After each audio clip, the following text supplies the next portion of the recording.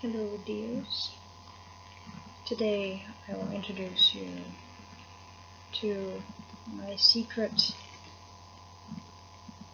sweet corn recipe. And it's not really going to be a secret anymore if I tell you, but it's basically a combination of basically a tin of drained sweet corn, half a tin of drained tuna, or whole tin if you wish, and a tablespoon or two of mayonnaise, preferably the good kind. Don't get the cheap kind that tastes like crap. Get the good stuff. So a generous pinch of black pepper, and a good generous amount of sea salt, if you can tolerate that. It's much healthier than the standard table salt. I don't have that stuff. And then basically you mix it all together, kind of until desired consistency, and you then put this in between two slices of bread, and you have yourself the secret ingredient, sweet corn tuna mayo mix to have as a sort of sandwich spread. And if you feel like, it can also go with rice, so like it's tastier with white rice, so you can mix into cooled down white rice, or you just put it on top of rice. The reason why I say cooled down is like in Russia they make Russian salads with rice. It's like savory rice, usually with ingredients such as cream, I think, cream, half mayonnaise, mixed into the rice with other like fancy, well, not so fancy vegetables and other things like pickles occasionally. This tastes really, really, really, really good.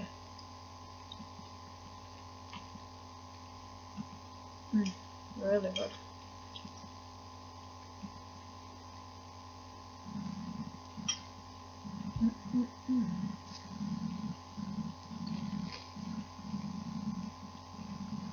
I guess I'm just gonna eat it on its own because that's how good it tastes, but I'll have it with cheese on toast. What else?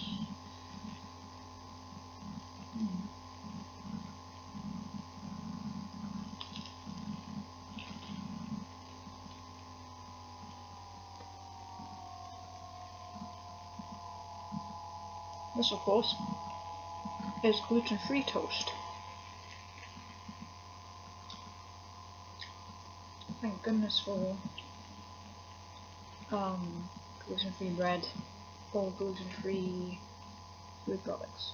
The only downside is that it's more expensive than standard bread. But even if it doesn't taste, I thought this would taste bad or like cardboard, but it doesn't. It honestly doesn't. It tastes the same as bread. I suppose in some cases the textures might be a bit drier and not as doughy, but I have been so desperate to eat bread. Oh, that tastes so good. Basically, bread and pizza. Since going on any specialized diet, gluten-free diet, plant-based diet, autoimmune diet, different kinds of diets, no dieting involved, just simply eating healthier food as opposed to foods that create problems when I try and eat it. So, yeah, let's take it.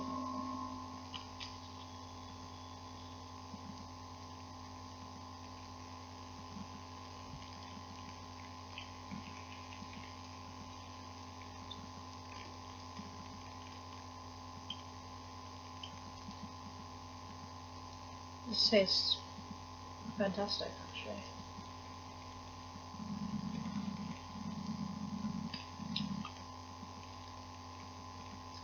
I was told that I make the best of sandwiches because I once prepared a picnic,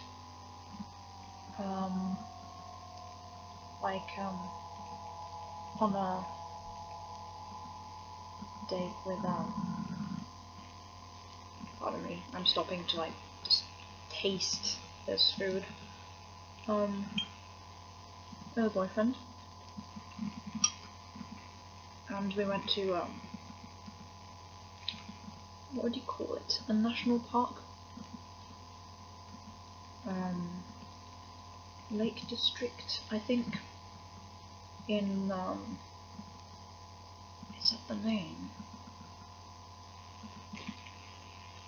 Somewhere in basically Yorkshire. So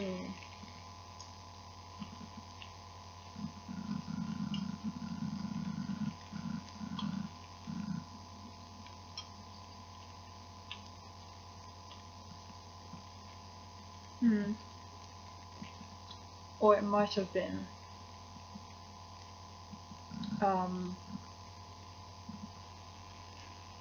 at this other place.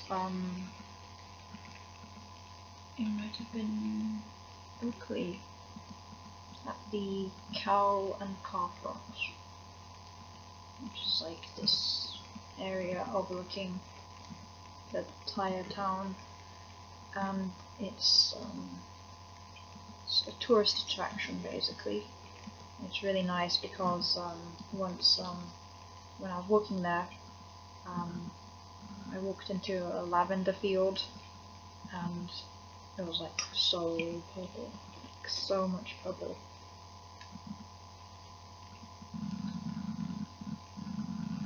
It was like really cool.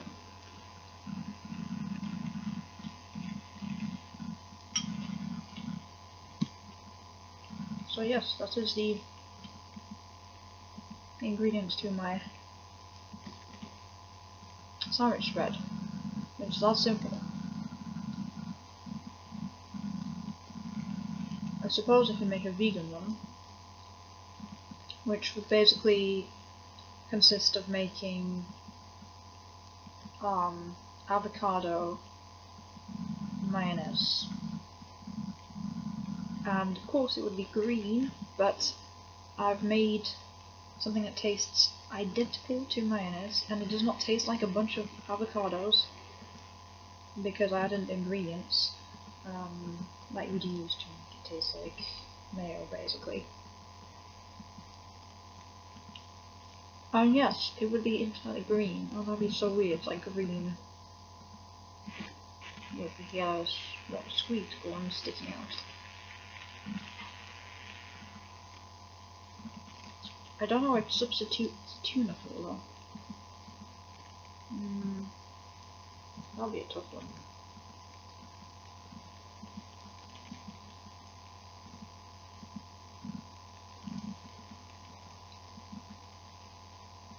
Because at the end of the day, it's the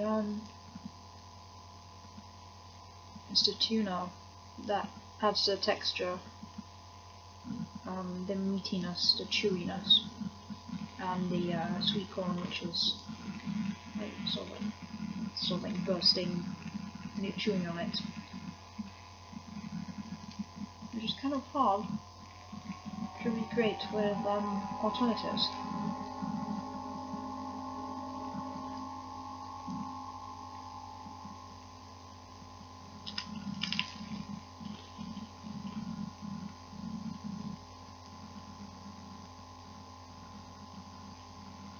I can't think of anything that's like a substitute it has a texture to tuna. I just love tuna, it tastes so good. I actually think, like, if I could easily become meat-free and go meat-free. Even dairy. But the hardest, I think, is fish. It's not that I even need fish all the time. I wouldn't eat fish every single day, and that would be kind of unhealthy and gross, and because fish have parasites and it's just gross.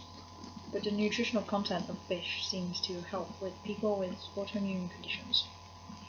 You do have to be careful though with tuna because of the high mercury content, so eating tuna more than 3 times a week is probably a bad idea. I have recently become acquainted, at least last year, because I was at a food buffet, eating pickled, they're these white things, they're these ball things, and they're the texture and taste was almost identical to Baby Bell cheese. I'm still not sure what it was, but I think it was pickled clams? There were no shells, so they might have been got the name of it. It's basically seafood, basically. It's pickled seafood thingies. It was not... I can't remember the name of it. But it tasted so good. I ended up eating all of them, practically. Nobody was eating them at the buffet. And every time I'd be there, I'd just eat all these seafood things. It was so much better than prawns or something like that.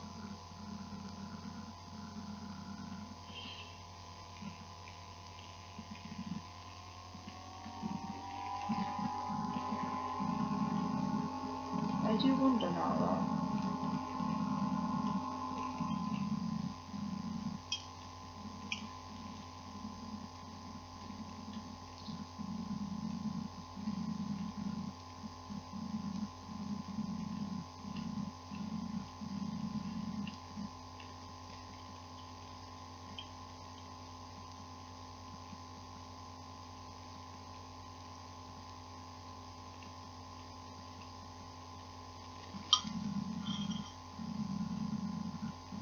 I haven't even had breakfast yet. And I don't think I've had proper breakfast, apart from the odd occasion, in the last few years.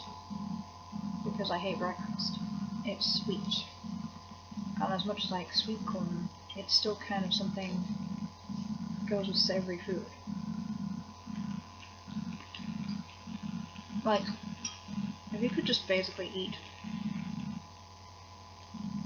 If I could have a stir fry for breakfast, or pizza, even day after cold morning pizza, I would choose that over a bowl of oatmeal porridge or unsatisfying cereal, which makes my blood sugar levels crash within less than 45 minutes, and when I'm starving, in fact I swear cereal makes me more hungry, so I have to always go back to porridge, and that's fine, except it's so bland and it takes forever to digest, so it's just not appetizing. And the only way I can have it is if I have at least a tablespoon of cocoa powder with some kind of sugar or honey, so it's like chocolate porridge. I cannot have it plain. And the worst combination is plain, that's just standard sugar, and standard oatmeal. Because I feel like warm milk with oats and a sugar. It's almost sickly. Like, it's just not nice. So I guess I just don't like the sweet milk combination with porridge. Unless I have honey or chocolate, even like fruits. I would dump like a whole bunch of frozen fruits in my porridge, and I try and sort of like defrost them and heat them up, sort of. But what I try to do is I sort of like make it into like sort of almost cooked berries. Now that seems strange, but cooked berries, like not like overcooked or anything, so they keep the nutrients. Like scoop of frozen berries, cooked, and then I dump honey on top, like natural raw honey. So then melts into the berries, and then on top of the porridge, makes a perfect combination. And if you don't like sour things, you probably would not like this, and it'll probably taste absolutely disgusting to you. But if you like things that are like sort of sour, it sort of offsets this like sickly sweetness of the standard sugar and porridge with the milk.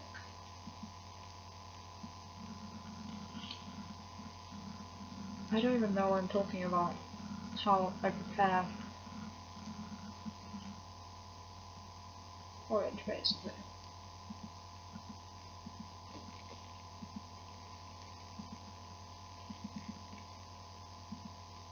If I can be bothered, which I probably am not, I may even just have cereal and or a bowl of oatmeal even after eating savoury food. Because this would be the equivalent of brunch. There's no bacon.